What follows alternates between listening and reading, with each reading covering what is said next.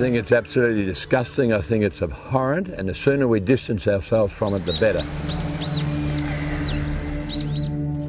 It's been dubbed a small town with a big secret. What you're photographing is a cover-up. No one talks about the dolphins here. Why not? The sounds you can hear are the last desperate screams for help from a pod of dolphins about to be butchered. The dolphins will be stabbed to death, cut up and sold as meat. And right now, Australia is complicit in this shameful act.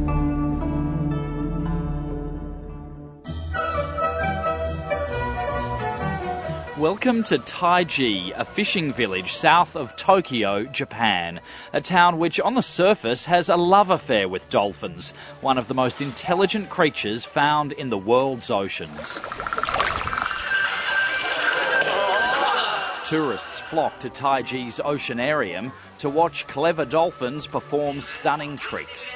There's even a giant orca or killer whale. Unbelievably, just 300 metres from where these impressive creatures are adored, something unimaginable is happening. Every year, from October to March, thousands of dolphins are captured and killed in the name of culture and tradition. It is a brutal practice. WA newspaper journalist Gary Adsed has just returned from filming this brutal custom in Taiji, a town in Japan's Wakayama region, 6 hours from Tokyo. These dolphins are tired, they're scared, they're anxious, they're confused.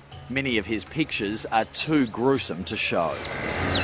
To be honest, when you hear the dolphins screeching and when you see that blood come into the water and you watch their tails thrashing around violently, you can't help but feel sick.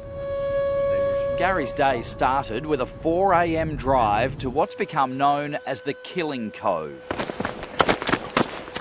He trekked to the top of a cliff, sat camouflaged among the trees, quietly filming the bloodshed. Underneath the tarp, you can start to see the red.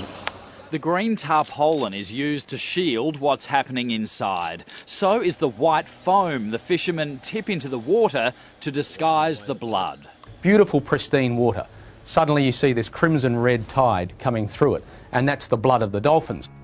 These exclusive pictures are from a new documentary called The Cove. Images covertly captured over a year, cameras hidden in rocks and trees. They take them into the Killing Cove.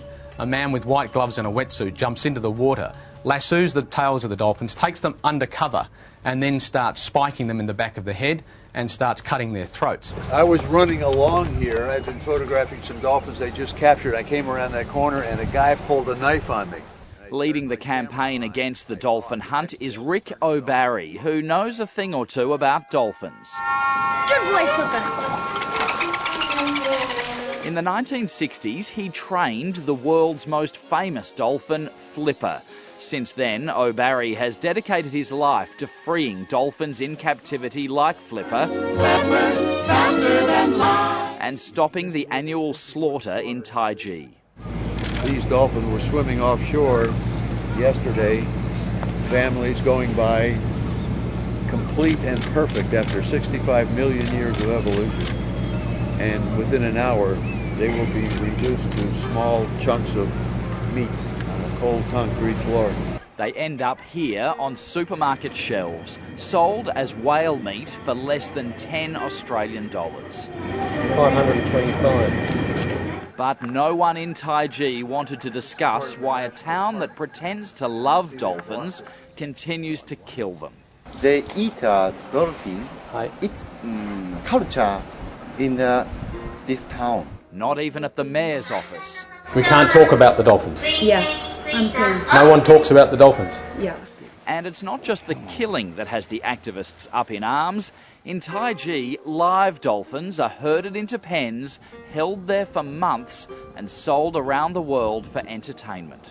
These are slated for China, Dubai, Dominican Republic, Philippines, Turkey. They've all gone to these places from those pens. The live dolphins will fetch about $150,000 US per animal. So it's huge money for these fishermen. I guess we are condoning it, and that to me, I mean, I just despair. I just don't believe it. This is Australia's link to the shame, the tropical paradise of Broome in WA's north. For 27 years, Broome and Taiji have been sister cities, sharing political visits, even street names. Broome's crocodile hunter and environmentalist Malcolm Douglas is horrified. Every person in Australia should now start emailing and writing to the Shire of Broome and putting pressure on. Well, Malcolm has a hot and cold relationship with the Shire of Broome at the best of times.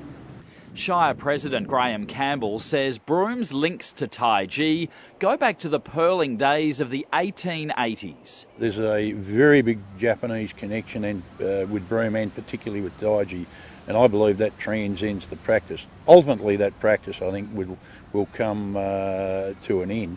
But is it the role of local government to interfere in the cultural practices of another country? I don't think so. Can you imagine if we were clubbing dolphins in Roebuck Bay?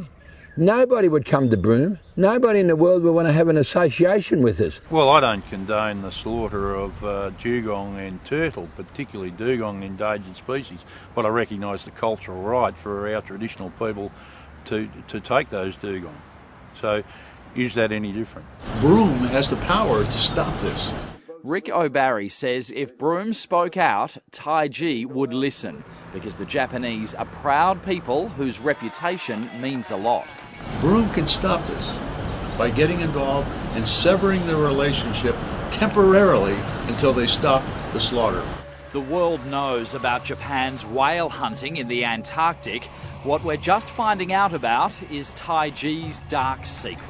I would guarantee 99.9% of people in Broome have no idea that we have an association with people of Japan that drive dolphins up the bay onto the beach and club them to death.